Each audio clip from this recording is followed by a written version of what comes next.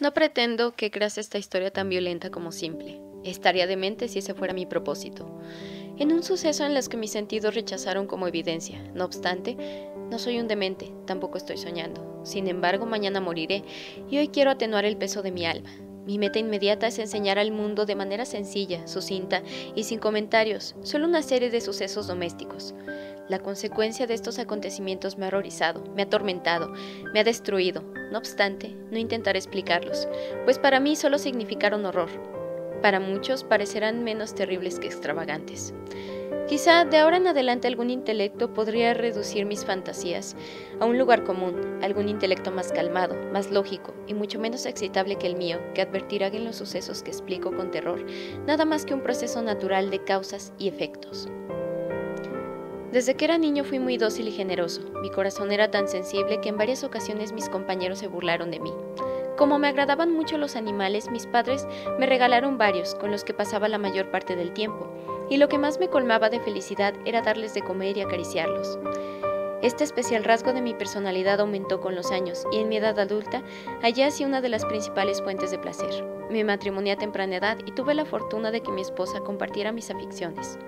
Conocedora de mi particular gusto por los animales caseros, no perdí ocasión de obsequiarme los más agradables. Teníamos un pájaro, peces de colores, un perro precioso, conejos, un monito y un gato.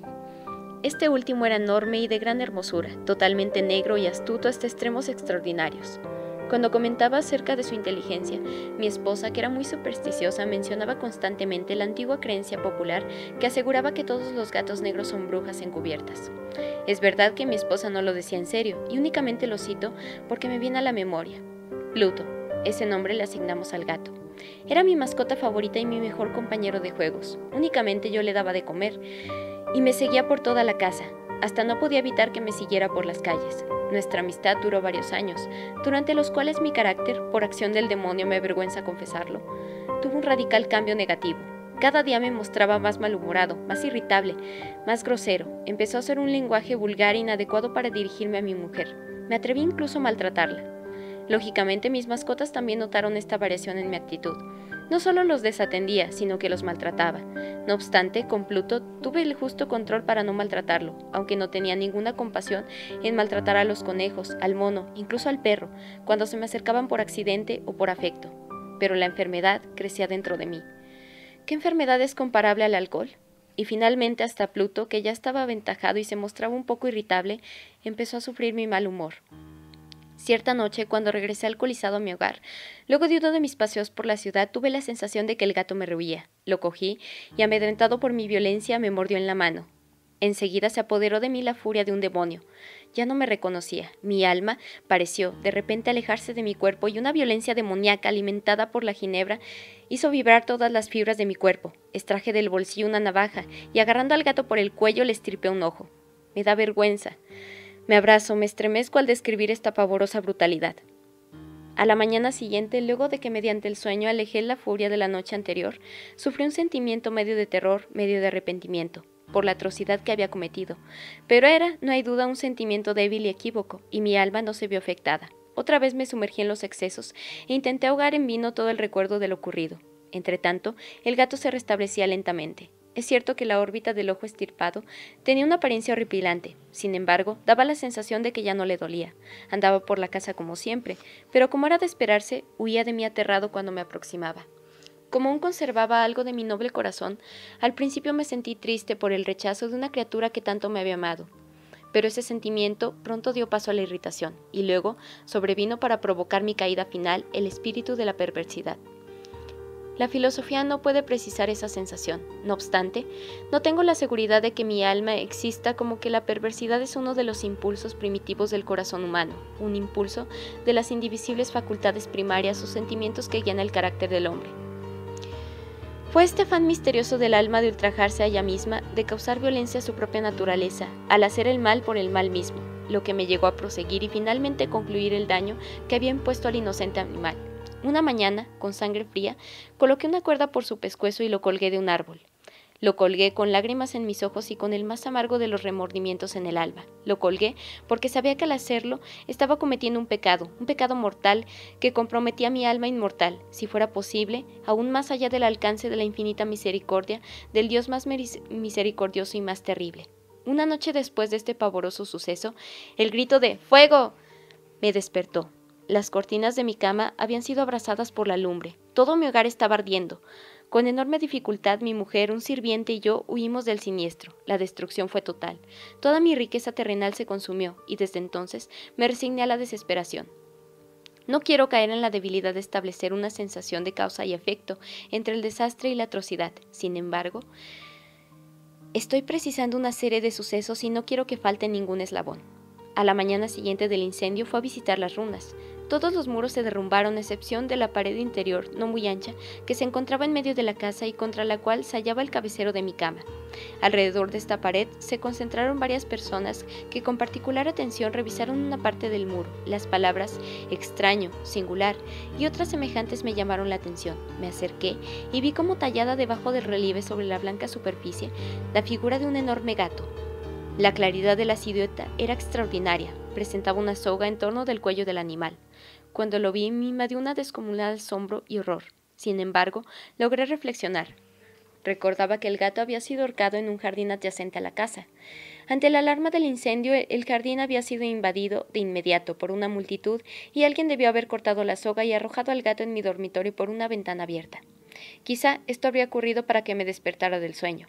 El derrumbe de los otros muros habían pensado en una víctima de mi crueldad.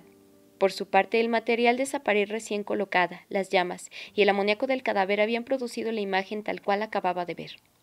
No obstante, que así fue como comprendí la asombrosa situación que acabo de narrar, y conseguí tranquilizarme a mi razón, sino a mi conciencia. Lo ocurrido generó una profunda sensación en mi mente. Durante meses no me pude desprender del fantasma del gato, y en ese tiempo volví a mi espíritu una especie de sentimiento que parecía remordimiento, pero no llegaba a serlo. Llegué a lamentar la pérdida del animal y comencé a buscar, en los despreciables ambientes que frecuentaba, otro animal de la misma especie y que apareciera semejante con el que había sufrido el accidente. Una noche, cuando me encontraba un poco ebrio en una lúgubre taberna, llamó mi atención de pronto un diminuto objeto negro que descansaba encima de uno de los enormes barriles de ginebra o ron que conformaban la principal decoración de ese sitio. Durante varios minutos había estado observando fijamente la parte superior de ese barril, y lo que me causó admiración fue el hecho de que no había percibido de inmediato el objeto que ahí se hallaba. Me acerqué y lo toqué con la mano. Era un gato negro, muy grande, tanto como Pluto, y se le parecía en todo, salvo en una característica. Pluto no tenía un solo pelo blanco, sin embargo, este gato tenía una gran mancha blanca de forma indefinida que le cubría casi todo el pecho. Cuando lo toqué, se paró muy rápido, ronroneó vigorosamente, se restregó contra mi mano y parecía feliz, con la diferencia de que estaba dando. Por tanto, esta era la criatura que buscaba. Inmediatamente ofrecí comprárselo al presunto dueño, pero este sujeto me dijo que nunca había visto ese animal. Lo seguí acariciando y cuando me dispuse a salir de la taberna, el gato mostró que estaba dispuesto a acompañarme. Le permití que lo hiciera. Luego de dar varios pasos, me inclinaba un poco para acariciarlo. Cuando llegué a la casa, se acomodó rápidamente y se convirtió en el favorito de mi mujer. Prontamente me di cuenta de que su cariño hacia mí me molestaba. Desde hacía poco lo anterior se había convertido en la amargura del odio. Eludí al animal, pues el recuerdo de mi anterior crimen no me permitía abusar físicamente de él. Durante varias semanas no le pegué ni lo maltraté de otro modo, pero paulatinamente, muy paulatinamente, llegué a mirarlo con un odio indescriptible y a huir en silencio de su despreciable presencia como si fuese la peste. Estoy seguro de que lo sentí un rencor hacia el gato fue un día. Luego de haberlo llevado a casa, me di cuenta de que también le faltaba un ojo como a Pluto. No obstante, esta coincidencia solo hizo que mi mujer se encariñara más con el animal. Mi esposa tenía un notable sentimiento de humanidad que alguna vez también me había distinguido. Pero mi repugnancia por la criatura acentuó el afecto del gato hacia mi persona. Me perseguía con la obstinación difícil de describir. Ahí donde me sentaba, venía a cobijarse debajo de la silla, o saltaba sobre mis rodillas y me cubría de desagradables caricias. Si me levantaba para caminar, se ponía entre mis pies y casi me hacía caer, o se colgaba de mi ropa y trepaba hasta mi pecho. En esos momentos, aunque deseaba destruirlo de un golpe, me reprimía un poco por el recuerdo de mi anterior crimen, pero más que nada, debo confesarlo, por un horrible miedo al animal. Este temor no era precisamente un pavor al mal físico, me da vergüenza aceptar. Sí, incluso en esta celda me da vergüenza aceptarlo. que este pavor que el animal me causaba se veía incrementado por una de las más simples quimeras que se pueden concebir. Mi esposa me había llamado la atención más de una vez acerca de la característica de la marca de pelo blanco y que constituía la única diferencia entre ese gato desconocido y el que yo había destruido. No obstante, poco a poco, tanto que era casi imperceptible, y por mucho tiempo que mi razón luchó por rechazar la fantasiosa, comenzó a tomar una forma distintiva. Ahora tenía la forma de una cosa que tiemblo al mencionar. Y solo por eso aborrecí y temía al monstruo y me habría deshecho de él de haberme atrevido. Ahora representaba la imagen de algo horrible, pavoroso, el patíbulo. Oh, escalofriante y tétrica máquina del terror y el crimen de la agonía y la muerte. Y ahora me sentí más miserable que la mayor misera humana. Una bestia cuyo semejante ya había destruido sin piedad, una bestia que podía provocarme esa insufrible angustia, a mí, un hombre creado a imagen y semejanza de Dios. Ni de día ni de noche, nunca más disfruté de la bendición del significado del descanso. Durante el día, el animal no me dejaba ni un instante solo, y por las noches me despertaba cada hora por pesadillas horribles, hallando el aliento de esa cosa frente a mi rostro y su espantoso peso, una pesadilla de la que no podía despertarme, apoyado fuertemente sobre mi corazón. Debido al nerviosismo que me causaban estos sufrimientos, expió la poca generosidad que quedaba en mí. Los perversos pensamientos, execrables y más tenebrosos pensamientos se convirtieron en mis exclusivos compañeros íntimos. La melancolía de mi temperamento se transformó en una repulsión a todas las cosas y a toda la humanidad, y mi esposa fue quien más padeció mis imprevistos estallamientos de ira constantes e incontrolables. Un día, cuando debía realizar una actividad del hogar, mi esposa me acompañó al sótano del primitivo edificio que habíamos como consecuencia de nuestra primera miseria. El animal me persiguió por las escaleras y casi me hizo caer de cabeza. Esto me enardeció hasta la demencia. Levanté un hacha y, olvidando en mi locura los infantiles temores que hasta entonces había controlado mi mano, lancé un golpe sobre el gato, que por supuesto habría sido fatal si no hubiera sido porque lo detuvo la mano de mi mujer. Cargado por su intervención, de una rabia más que demoníaca, solté mi brazo y le clavé el hacha en la cabeza. Cayó muerta inmediatamente, sin despedir un solo gemido. Luego me dediqué con sangre fría a esconder el cuerpo. Estaba seguro de que no podía sacarlo de casa, ni durante el día ni por la noche, sin exponerme a que algún vecino se diera cuenta. Pensé en varios proyectos. Por un rato pensé en cortar el cuerpo en pequeños trozos y quemarlos. En otro momento pensé en la posibilidad de cavar una tumba en el piso del sótano. Más tarde, consideré lanzar el cadáver al pozo del patio o meterlo en una caja, como si fuese una mercancía de embalaje, y pedirle a un portador que lo recorriera de la casa. Finalmente decidí empotrarla en la pared del sótano, como lo hacían los monjes en la Edad Media con sus víctimas.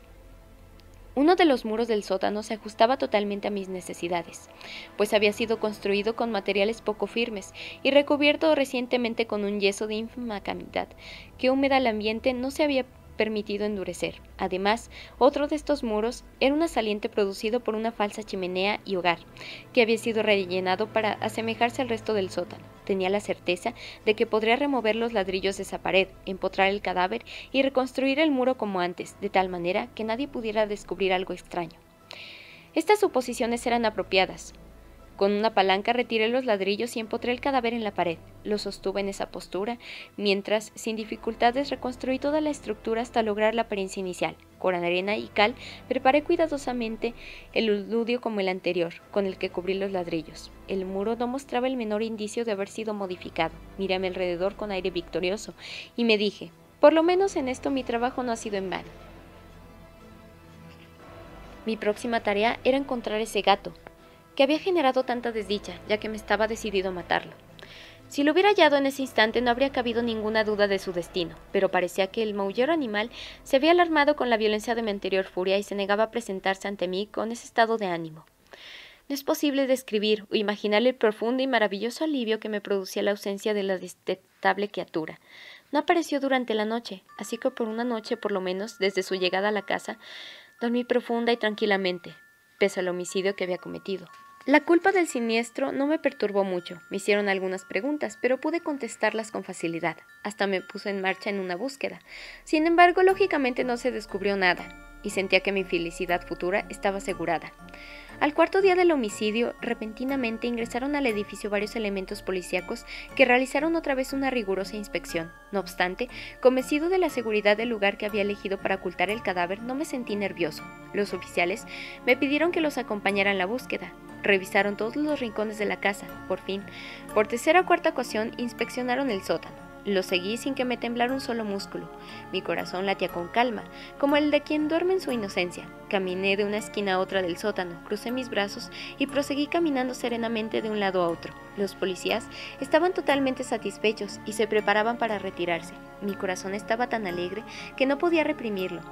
Tenía exagerados deseos de decirles al menos una frase que expresara mi victoria y para dejarlos doblemente seguros en su convencimiento de mi inocencia. «Señores oficiales», dije por fin mientras subían al primer piso, «me siento muy satisfecho de haber aclarado todas sus dudas. Les deseo felicidad y un poco más de cortesía. Adiós, señores. Esta es una casa muy bien construida». En mi anhelo fervoso de decir algo con naturalidad, casi no supe lo que estaba diciendo. Quiero decir que esta casa está extraordinariamente bien construida. Estos muros, ya se van los señores, estos muros tienen una construcción muy firme. Entonces, con el gran enardecimiento de mis alardes, con un palo golpeé con energía el muro, precisamente donde había empotrado el cadáver de mi amada esposa.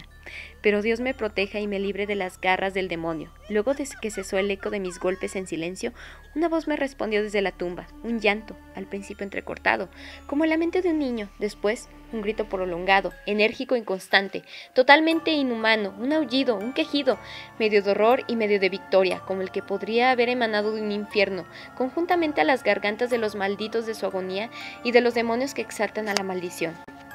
Pienso que sería absurdo explicar lo que pasó por mi cabeza en ese instante. Agitado, caminé inseguramente hasta el otro muro. Durante unos segundos, los policías que se encontraban en las escaleras se quedaron petrificados de pavor. Luego, una docena de fuertes brazos golpearon el muro. Cayó de una vez. El cadáver, ya decadente y manchado con sangre coagulada, se mantuvo firme ante los ojos de los espectadores. Encima de su cabeza, con su enorme boca roja y su único ojo de fuego, estaba la tenebrosa bestia cuya astucia me había llevado al asesinato y cuya voz denunciante me estaba entregando al verdugo. Había emparedado al monstruo en la tumba.